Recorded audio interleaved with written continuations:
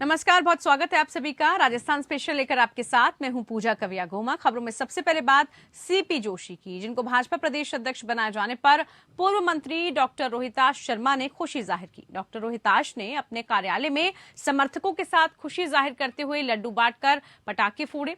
वहीं पूर्व मंत्री ने कहा कि प्रधानमंत्री नरेंद्र मोदी और राष्ट्रीय अध्यक्ष जेपी नड्डा ने राजस्थान की कमान एक युवा, ईमानदार और जिम्मेदार व्यक्ति को सौंपी गई है, जिसका हम तहे दिल से स्वागत करते हैं। राजस्थान में अब भाजपा की सरकार बनने से कोई नहीं रोक सकता, क्योंकि इससे पूर्व प्रदेश में विपक्ष की भूमिका नहीं निभा रहे थे।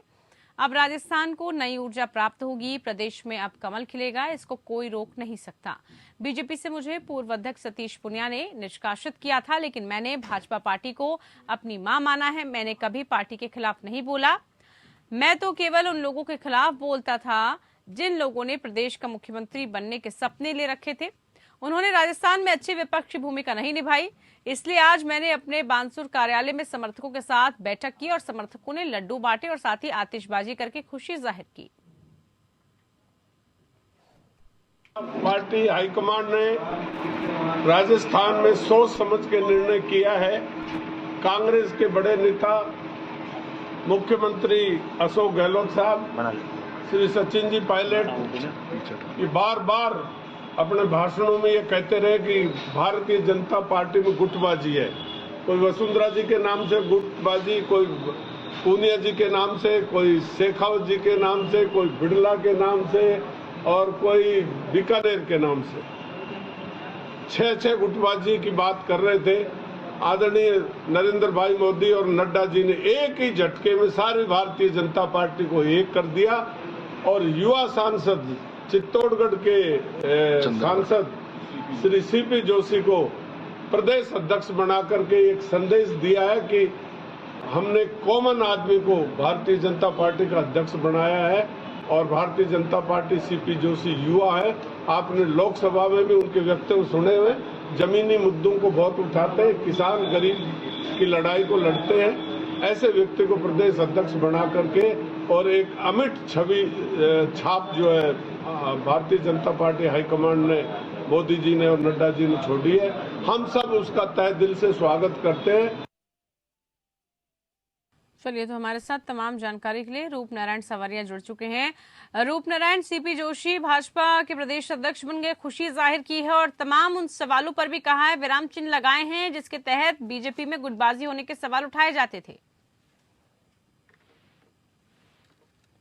मैं चाहूंगा कि सीपी जोशी को प्रदेश अध्यक्ष बनाने के बाद जो चेहरे भाजपा से अब तक दूर थे या भाजपा में गुटबाजी के कारण उनको जिससे पार्टी से दूर रखा गया था, वो लोग अब खुल के आ रहे हैं सामने और इस बात का स्वागत कर रहे हैं कि कहीं ना कहीं जो हाईकमान है वो उसने गुटबाजी खत्म करने के लिए एक अच्छा यहाँ कदम उठाया है। एक युवा सांसद को यहाँ पे प्रदेश अध्यक्ष बनाकर जो प्रदेश अध्यक्ष की जिम्मेदारी दी गई है वो काबिल तारीफ उन्होंने बताई है। चलिए, बिल्कुल रूप नारायण आपसे तमाम जानकारी लेंगे। भाजपा नेता डॉक्टर शानू राजकुमार पर बहरोड विधायक बलजीत यादव द्वारा अभद्र टिप्पणी करने से नाराज जखराना गांव के ग्रामीणों ने चौपाल लगाकर नाराजगी जताई। इस बीच नाराज ग्रामीणों ने विधायक के पुतले को जूतों की माला पहनाकर पिटाई की और पुतला दहन किया। इस बीच ग्रामीणों ने संकल्प लिया कि विधायक बलजीत यादव के गांव में घुसने पर विरोध किया जाएगा। इस दौरान बड़ी संख्या में महिलाएं और पुरुष गांव की चौपाल पर उपस्थित रहे।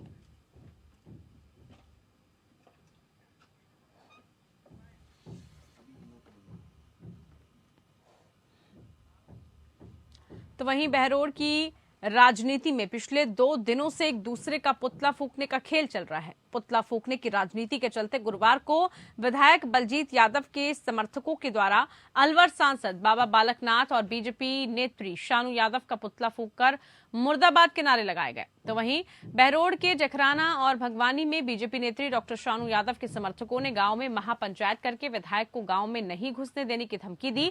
ये पूरा घटनाक्रम बहरोड नीमराना को जिला नहीं बनाने के बाद बीजेपी कांग्रेस के नेताओं ने विरोध प्रदर्शन किया था, जिसमें बहरोड विधायक पर जनता के साथ धोखा करने का आरोप लगा। तो बहरोड विधायक बलजीत यादव के द्वारा कोटपुतली बहरोड को जिला बनाने की घोषणा के बाद जनता का आभार जताने बहरोड मिडवे पहुंचे थे, जहां पर उन्होंने अलवर सांसद बाबा बालकनाथ, बीजेपी नेत्री शानू यादव और साथ ही भाजपा नेता महेंद्र यादव पर अभद्र टिप्पणी करके गंभीर आरोप लगाए थे। पिछले 2 दिनों से चल रहे घटनाक्रम के बाद बहरोड की राजनीति चर्चा का विषय बनी हुई है। लोग कह रहे हैं कि जब नेता ही एक दूसरे पर आरोप प्रत्यारोप करके गंदी गालियां देंगे और अभद्र भाषा का इस्तेमाल करेंगे तो फिर आम जन का क्या होगा, बहुत ही चिंताजनक है। संवाददाता रूप नारायण संवरिया है हमारे साथ। रूप नारायण, बहरोड में हम देख रहे हैं लगातार क्या कुछ हो रहा है, किस तरह से एक दूसरे पर छींटाकशी, आरोप प्रत्यारोप का दौर बहुत आगे तक बढ़ गया है, क्या चल रहा है वहाँ? जी पूजा, बिल्कुल मैं यहाँ बताना चाहूंगा कि बहरोड में जो है राजनीति का स्तर है वो एक निम्न स्तर पर पहुंच गया है। और यहाँ स्थानीय विधायक की बात करें या फिर हम सांसद की बात करें या भारतीय जनता पार्टी के अन्य नेताओं की बात करें, कार्यकर्ताओं की बात करें, तो आपसी में एक दूसरे को अभद्र भाषा का प्रयोग किया जा रहा है। और अभद्रता इस कदर बढ़ गई है कि महिलाओं की ना इज्जत हो पा रही है, ना महिलाएं विधायक को कुछ समझ पा रही है। एक दूसरे को लगातार धमकियां देने का वो घटिया स्तर पे आ चुके हैं। जहां एक और भारतीय जनता पार्टी के कार्यकर्ताओं ने कहा कि इस विधायक को हम गांव में एंटर नहीं होने देंगे, वहीं पे दूसरी ओर विधायक ने जो है भाजपा के सांसद को गलत भाषा का इस्तेमाल करके भाजपा के सांसद को धमकी देने का प्रयास किया गया। इस तरीके की ये जो घटिया राजनीतिक स्तर को जो गिराया जा रहा है वो उसको जनता देख रही है। और जनता ये दोनों तरफ से देख रही है कि ना कांग्रेस के नेता कम है, ना तो विधायक कम है, ना सांसद के समर्थक कम है, ना भाजपा के नेता कम है। दोनों पार्टियां एक दूसरे को इस तरीके से अभद्र भाषा का प्रयोग कर रही है, तो जनता को कहीं ना कहीं इससे मायूसी नजर आ रही है। जी पूजा, बिल्कुल जनता मायूस है इस बीच, और वो ये उम्मीद कर रही है कि हमारे जननेता जब ऐसा कर रहे हैं तो उनका क्या होगा। रहिएगा रूप नारायण आप हमारे साथ, बहुत शुक्रिया फिलहाल इस पर जानकारी देने के लिए। वहीं खेड़ली कस्बे की नगरपालिका की रोड लाइट को बिजली का बिल नहीं चुकाए जाने की वजह से विद्युत निगम ने कनेक्शन काट दिया, जिसके कारण कस्बे के सभी वार्डों समेत बाजारों और सड़कों पर अंधेरा छा गया। खेड़ली नगरपालिका क्षेत्र में लगी रोड लाइट पिछले 2 दिनों से बंद पड़ी है, जिसका मुख्य कारण बिजली निगम को इस लाइट के मीटर रीडिंग का बिल नहीं देने का कारण विद्युत निगम ने स्ट्रीट लाइटों का कनेक्शन ही काट दिया। बता दें कि कस्बे की नगरपालिका क्षेत्र में 25 वार्डों में 2500 से अधिक स्ट्रीट लाइट के पोल लगे हुए हैं। पालिका द्वारा पिछले कई महीने से रोड लाइट कनेक्शन का बिल भुगतान नहीं किया जा रहा। विद्युत निगम के अधिकारियों के मुताबिक पालिका पर करीब 91 लाख रुपए का बकाया भी है। वहीं मार्च क्लोजिंग के चलते स्थानीय विद्युत निगम के अधिकारियों पर उच्च अधिकारियों का उपभोक्ताओं से बकाया राशि जमा कराने का दबाव बना हुआ है, जिसके चलते विद्युत निगम ने पालिका पर कार्रवाई करते हुए स्ट्रीट लाइटों का कनेक्शन काट दिया। रूप नारायण है हमारे साथ। रूप नारायण, लोगों को काफी दिक्कतें आ रही हैं, विभाग ने तो अपना काम कर दिया बिल नहीं जमा कराने की वजह से, लेकिन ऐसा हुआ क्यों और अब जो परेशानी लोगों को आ रही है उसका समाधान कैसे होगा? जी पूजा, बिल्कुल यहाँ जो है आमजन परेशान है। 2 दिन से लगातार जो रोड लाइटें हैं वो बंद पड़ी हैं। और नगरपालिका का जो मेनू था, कहीं ना कहीं कुछ सेंस इसमें ऐसे होते हैं जैसे सफाई पे कुछ सेंस लगा हुआ है और कुछ हिस्सा जो है नगरपालिका को भी मिलता है इसमें, वो नगरपालिका अपना हिस्सा मांग रही है। और ये जो लाइट विभाग है, विद्युत विभाग है, वो अपने बिल का पैसा मांग रहा है। तो कहीं ना कहीं दोनों विभागों में जो तालमेल है वो गड़बड़ाया है। और तालमेल गड़बड़ाने की वजह से आम जनता को यहाँ परेशानियों का सामना करना पड़ रहा है, उन्हें अंधेरे में रहना पड़ रहा है। अभी देखना यह है कि जो अधिकारी है विद्युत विभाग के और नगरपालिका के, वो आपस में बैठकर इस मामले को कैसे सोल्व कर रहे हैं। और क्योंकि उपखंड अधिकारी ने भी यहाँ निर्देश दिया कि इसको बैठ के जल्दी से जल्दी सॉर्ट आउट करके लाइट जनता को दी जाए और रोड लाइटों का सुचारू रूप से चलाया जाए। आने वाले टाइम में जल्दी ही 1-2 दिन में ये इसको सॉल्व आउट करके वापस जनता को लाइटें देने का प्रयास कर रहे हैं। और देखते हैं कि वो जो सेंस वाला आपसी तनाव, आपसी जो आर्थिक उसका मसला है वो कहाँ सोल्व होता है। जी पूजा, चलिए ठीक है, बहुत शुक्रिया रूप नारायण आपका तमाम जानकारी पहुंचाने के लिए। बात अब चित्तौड़गढ़ की, जहां पर एसीबी यानी एंटी करप्शन ब्यूरो ने निम्बाहेड़ा जिला अस्पताल चिकित्सक में कार्यरत चिकित्सक पर बड़ी कार्रवाई करते हुए उसे गिरफ्तार किया। चिकित्सक पर आरोप है कि उसने मरीज के परिजनों से अपने घर पर 4500 रुपए की घूस ली। बड़ी बात यह भी है कि एसीबी टीम ने चिकित्सक को रंगे हाथों गिरफ्तार किया है।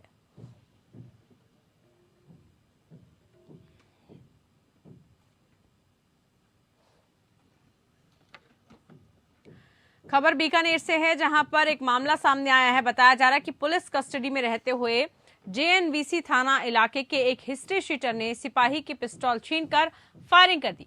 गनीमत ये रही कि फायरिंग में किसी भी जवान को गोली नहीं लगी। फायरिंग करते ही आरोपी फरार होने की कोशिश करने लगा, लेकिन पुलिस ने भी जवाबी कार्रवाई करते हुए फायर किया। जिसके बाद आरोपी के पैर में गोली लग गई। पुलिस ने उसे फौरन गिरफ्तार कर लिया।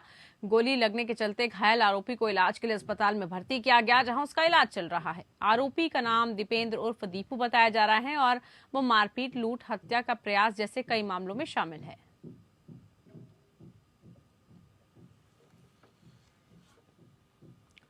वहीं सिरोही जिले के मंडार पुलिस थाना क्षेत्र के सुनेला रेवदार मेगा हाईवे पर गुरुवार शाम करीब 5 बजे भयानक हादसा हो गया। सिरोही की तरफ से आ रहे और मंडार की ओर से जा रहे ट्रेलर की दोनों आमने सामने भिड़ंत हो गई। दोनों की भिड़ंत इतनी तेज थी कि एक ट्रेलर के परखच्चे उड़ गए और उसमें सवार चालक की मौके पर ही मौत हो गई। दूसरे ट्रेलर का ड्राइवर गंभीर रूप से घायल हो गया, जहां उपचार के लिए सिरोही जिला अस्पताल उसे रेफर किया गया। वहीं हादसे की सूचना मिलने पर मंडार पुलिस घटनास्थल पर पहुंची, जहां पर पुलिस ने दोनों वाहनों को हाईवे से एक तरफ करवाकर मार्ग को सुचारू रूप से चालू करवाया।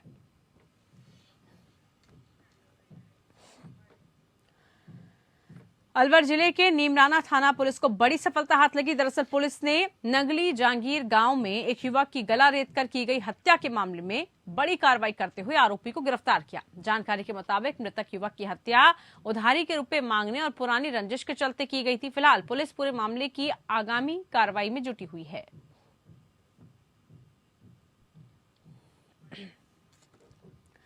वहीं बांसवाड़ा में मंदिर, दुकान और एटीएम में तोड़फोड़ और चोरी करने के मामले में पुलिस ने बड़ी कार्रवाई की है। मामले में पुलिस ने कार्रवाई करते हुए घटना के महज 3 घंटे में ही आरोपियों को गिरफ्तार कर लिया। साथ ही गिरफ्तार चोरों से पुलिस ने मंदिर में चोरी किए गए आभूषण समेत नकदी बरामद की।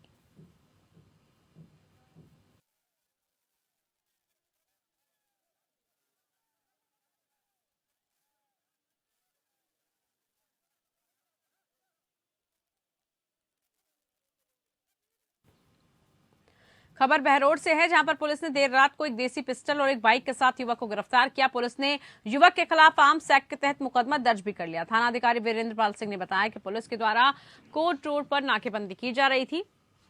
इसी दौरान अलवर नंबर की काले रंग की स्प्लेंडर बाइक जो है वो एक युवक उससे आ रहा था, जिसे रोकने करके तलाशी के दौरान उसके पास से अवैध पिस्टल बरामद हुई। मामले में युवक से पूछताछ की जा रही है। आवश्यक कार्रवाई के बाद न्यायालय उसे भेजा जाएगा।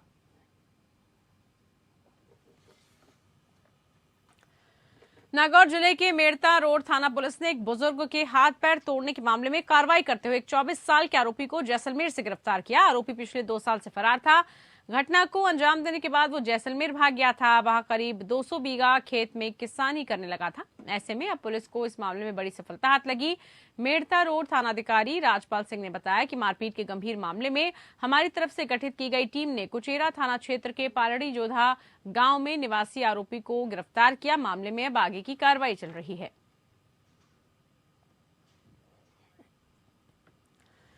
तो वहीं बीकानेर से संभागीय आयुक्त नीरज के पवन के नेतृत्व में जय नारायण व्यास कॉलोनी में अतिक्रमण की कार्रवाई की गई। कार्रवाई में बीकानेर नगर निगम और यूआईटी के कई अधिकारियों के साथ पुलिस भी मौजूद थी। बताया जा रहा है कि सर्किल पर राजूदा ढाबा की ओर से अतिक्रमण किया गया था, जिसको लेकर यह कार्रवाई की गई। इसके अलावा व्यावसायिक प्रतिष्ठानों और दुकानों के आगे बनी चौकियों और अन्य अतिक्रमण पर भी कार्रवाई की गई है।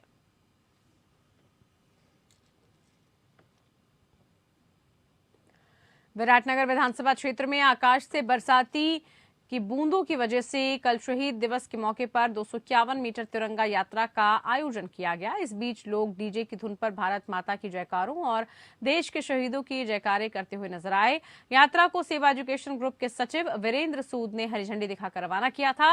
यात्रा शुरू होने के साथ ही इंद्रदेव ने यात्रा के लिए स्वागत के लिए बौछारें शुरू कर दी, लेकिन बारिश की बौछारों के बीच युवाओं में देशभक्ति का जज्बा देखने को मिला। बरसात के बीच युवा देशभक्ति के नारे लगाते हुए चलते नजर आए। यात्रा कस्बा की राज के वरिष्ठ उपाध्याय संस्कृत विद्यालय पहुंची, जहां पर शहीद स्मारक पर यात्रा में मौजूद युवाओं और लोगों ने पुष्पांजलि अर्पित करके 2 मिनट का मौन रखकर देश के शहीदों को नमन किया।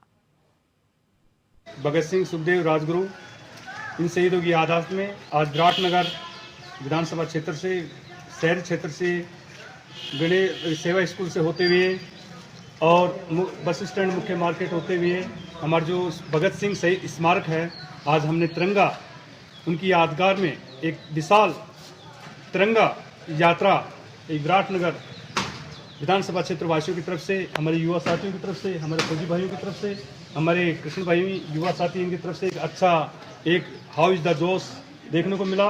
होना चाहिए एक ऐसे युवा जो युवा यूथ एक अपने हमारे देश की आज़ादी के लिए शहीद हो गए और हमारे को उनकी अलग जगह गए और हम उनकी याद में आज उनकी याद आज हम अमर रह गई।